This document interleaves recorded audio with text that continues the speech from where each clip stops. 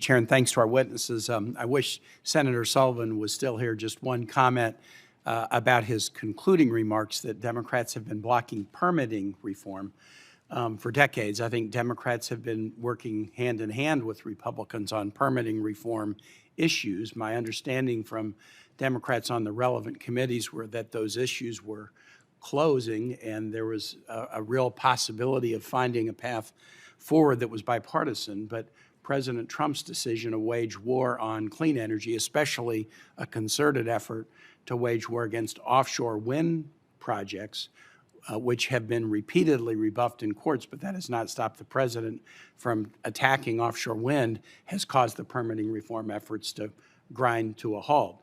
It seems to me in this area of critical minerals or energy self-sufficiency, if we're going to be all of the above, we should be all of the above and not just all of the below oil, gas, and coal. My state has been affected dramatically by President Trump's actions. We want permitting reform, but we don't want permitting reform that takes clean American domestic energy off the table. To my witnesses, thank you so much for being here today and for your work and for your testimony. I was in Australia last week for a visit connected to AUKUS and appreciate some of the testimony earlier about AUKUS Pillar 1. Australia produces about half of the world's lithium, but historically has relied on China for refining. What specific steps is the DoD taking to ensure Australia refining and separation capacity scales fast enough to reduce reliance on Chinese processing? And this question builds upon a positive meeting that the President and the Australian Prime Minister had in October, where they announced a bilateral partnership to escalate Australian critical mineral production and refining. Thank you, Senator. We're excited to be partnered with our Australian colleagues. We've invested in Alcoa in a partnership with the Japanese as well in Australia recently. Lithium is not something that we're terribly focused on within the DOW. It is not on our critical list. There's too many problems, and so we've decided that we need to make some choices. That is something we believe we have adequate supply from global sources, from domestic production, from our partners and allies, that for the moment, the DOW itself does not require as much focus on it. So we've prioritized other minerals, yttrium, germanium, gallium. Let me build on that, appreciating the comment you made about lithium, but the general issue of refining capacity is an important one. It's not just where are the critical minerals, how can we extract them and get them to market. China has sort of locked up a lot of the world's refining capacity. So in developing a critical mineral strategy that we can rely on with a supply chain that we can rely on, what is the DoD doing to focus on the refining issue as a component of those minerals that you're concerned with?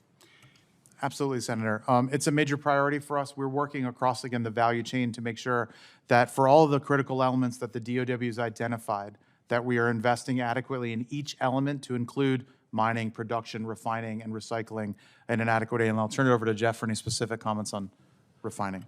Yes, thank you, sir. Senator, Australia is a fantastic partner and ally on multiple fronts, but especially when it comes to minerals, just given what their country is blessed with and what is in the ground. From a processing standpoint, we look for opportunities with all partners and allies to build a domestic capability through the Defense Production Act. Australia is actually considered a domestic source. And so we are working on a number of different fronts, as Honorable Kaine mentioned, on Alcoa of Australia. That is a trilateral investment with Australia and Japan, but we have other open opportunities. Just 2 weeks ago, we held a Defense Industrial Base Consortium call for submissions of papers and proposals from industry across the world.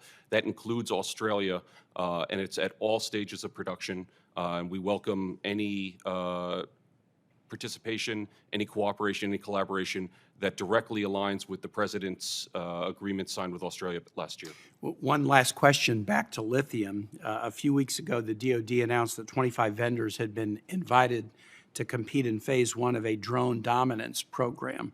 Lithium-ion batteries are a critical enabling technology for drones, but China does control much of the upstream supply chain for processing battery materials.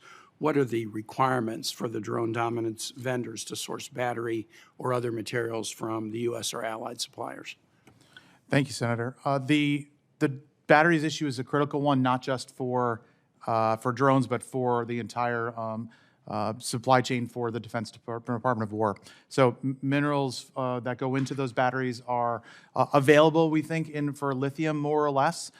There's challenges associated with some of the alternatives. So there are alternative chemistries for batteries. We have a large team that works within industrial-based policy on batteries issues. We convened a whole-of-government effort 3 weeks ago, to go ahead and look at batteries opportunities and the threat from China's control of markets on batteries. So we're working with our colleagues to go ahead and identify alternative sources and chemistries, and then to work with the teams that are driving drone adoption to identify the right mix of controls on access to battery raw materials and technologies going forward.